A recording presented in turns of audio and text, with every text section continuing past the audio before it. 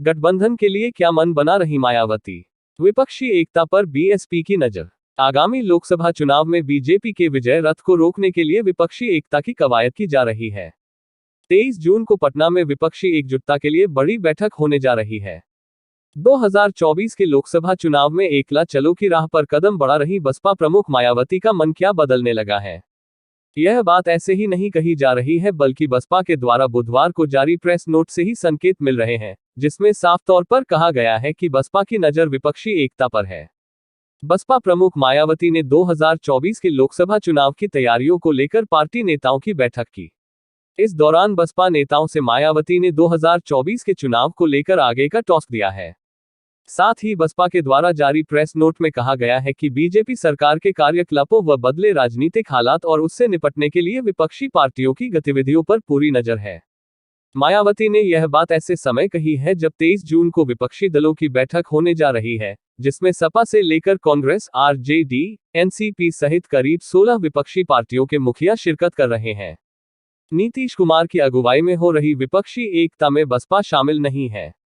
इतना ही नहीं, विपक्षी एकता के लिए ममता बनर्जी से लेकर केसीआर और नीतीश कुमार मुहिम छेड़ रही है, लेकिन किसी भी नेता ने मायावती से औपचारिक और अनौपचारिक किसी भी रूप में संपर्क नहीं किया। हालांकि मायावती पहले से ही कहती रही हैं कि अकेले चुनाव लड़ेगी, लेकिन मौजूदा परिदृश्य में जिस तरह से सियासी गतिविधियां जारी हैं, ऐसे में माना जा रहा है कि मायावती की नजर विपक्षी एकता पर है और उनके बयान को सियासी संकेत के तौर पर देखा जा रहा है। बसपा की सियासत पर बारीकी से नजर रखने वाले वरिष्ठ पत्रकार सैयद कासिम कहते हैं कि मायावती मौजूदा सियासी हालत को लेकर संजीदगी के साथ सोचने लगी है।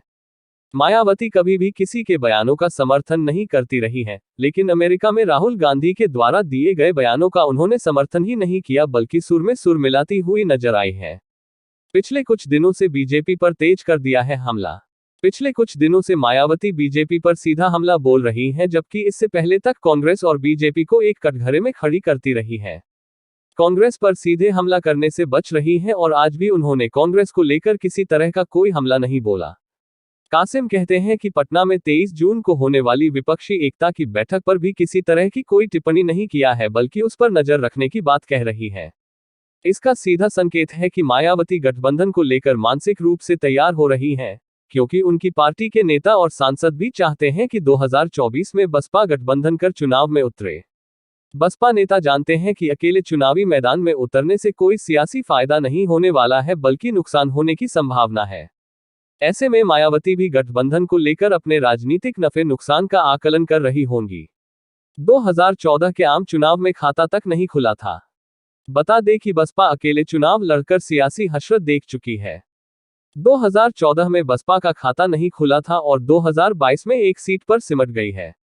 ऐसे में बसपा 2019 में सपा के साथ गठबंधन कर 10 लोकसभा सीटें जीतने में कामयाब रही थी। यूपी में सपा प्रमुख अखिलेश यादव विपक्षी एकता की धुरी बनने की कवायद में जुटे हैं और अगर इसमें कामयाब हुए तो फिर मायावती अलग थलग पड़ जाएंगी। ऐसी स्थिति में अगर लोकसभा चुनाव होते हैं तो बसपा के लिए सियासी तौर पर झटका साबित हो सकता है, जिसके चलते ही माना जा रहा है कि मायावती गठबंधन और विपक्षी एकता पर नजर बनाए रखने की बात कह रही है।